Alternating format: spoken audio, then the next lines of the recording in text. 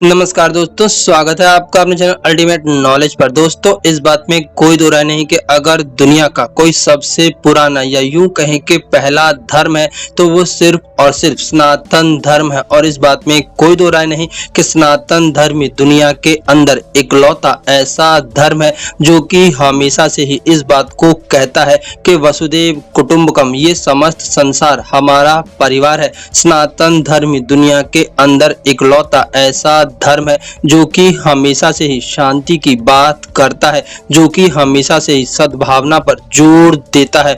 और आज इस बात को पूरी दुनिया बहुत अच्छे से स्वीकार कर रही हो, चाहे वो अमेरिका हो या फिर यूरोप के अन्य देश हो या फिर दुनिया में रहने वाली कोई सी भी सभ्यता क्यों न हो, वो इस चीज को बहुत अच्छे से जानती है और समझती है कि सनातन धर्म को मानने वाले लोग अपने आप में बहुत ज्यादा अच्छे और खास माने जाते हैं, क्योंकि इनकी विचारधारा में कभी भी कट्टरता नहीं होती। ये कभी भी इंसान से इंसान का भेद नहीं करते। ये हमेशा ही दुनिया के अंदर शांति की बात करते हैं।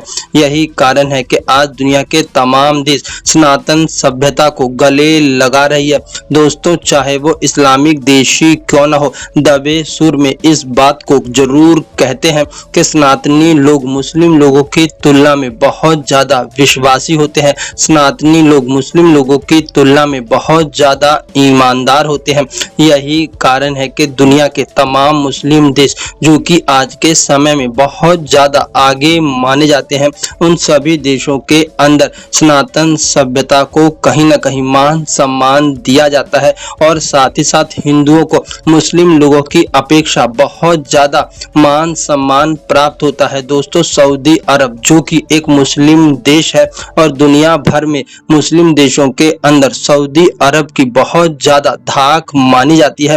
वो भी कई बार इस बात को बहुत खुल करके कह चुका है कि सऊदी अरब के अंदर आने वाले हिंदू लोग मुस्लिम लोगों की तुलना में बहुत ज्यादा ईमानदार होते हैं। वो कभी भी सऊदी अरब के अंदर कोई भी गलत काम नहीं करते। वहीं पर पाकिस्तानी लोग सऊदी में आकर के भीख मांगते हैं और साथ ही साथ चोरी चकारी की घटनाओं में सबसे ज्यादा आगे होते हैं। तो वहीं पर दुबई भी कई बार इस चीज को कह चुका है कि जो भी हिंदू सऊदी या फिर दुबई आते हैं वो पूरी तरह से ईमानदारी से रहते हैं और साथ ही साथ देश की तरक्की में अपना योगदान निभाते हैं।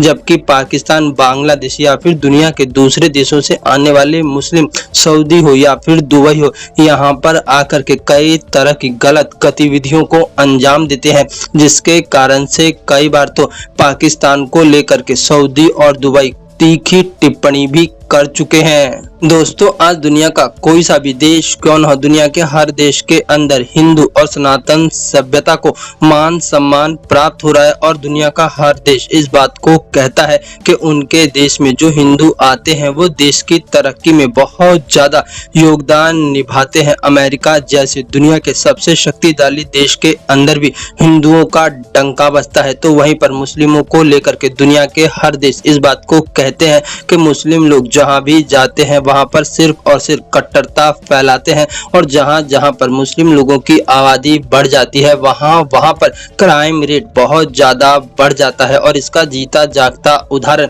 आज के समय में आपको दुनिया के बहुत से ऐसे देश मिल जाएंगे, जैसे कि आप लोग यूके ले सकते हैं, जैसे कि आप लोग जर्मनी को ले सकते हैं और साथ ही साथ फ्रांस तो जीता जागता उदाहरण है कि किस प्रकार से फ्रांस के अंदर शांति दूतों ने फ्रांस में आग लगा दी। दोस्तों, आज दुनिया के अंदर जो चीजें हो रही हैं वो कहीं ना कहीं इस बात को पूरी तरह से स्पष्ट कर रही हैं कि आने वाला समय इस्लाम के लिए बहुत ज्यादा बुरा है, जो कि सीधे तौर पर इस्लाम के खात्मे की ओर संकेत करता है। दोस्तों, आज यूरोप के अंदर बहुत से ऐसे देश होने लगे हैं जो कि खुल करके इस्लाम की आलोचना करने लगे हैं और वो इस बात को कहने लगे हैं कि इस्लाम उनके देश के लिए एक जहर जहर की तरह है और जल्द से जल्द अगर इस जहर का इलाज नहीं किया गया तो उनकी पूरी आबादी इस जहर से ग्रसित होकर के मर जाएगी। यही कारण है कि आज यूरोप के बहुत से देश इस्लामिक गतिविधियों पर पूरी तरह से प्रतिबंध लगाने की तैयारी में है।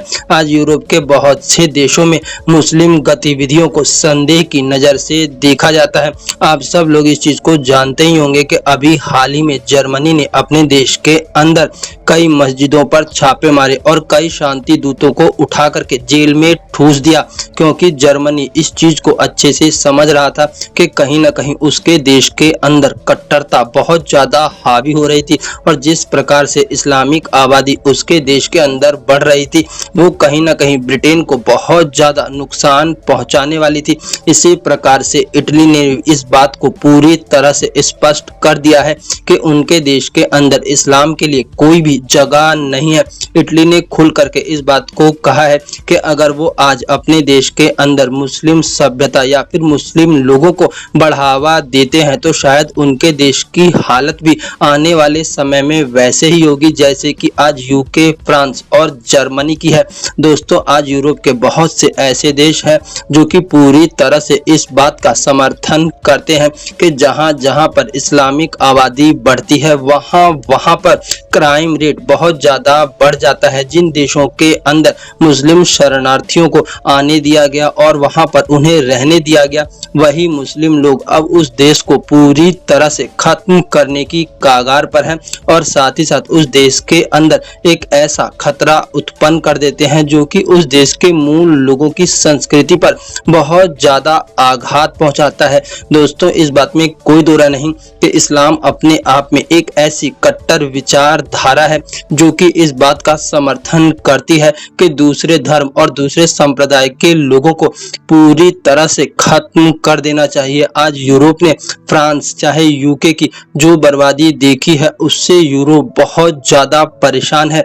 इसी कारण से आज यूरोप के साथ साथ दुनिया के बहुत से ऐसे देश होने लगे हैं जो कि खुल करके इस्लामिक सभ्यता और मुस्लिम लोगों के खिलाफ बयान देने लगे हैं।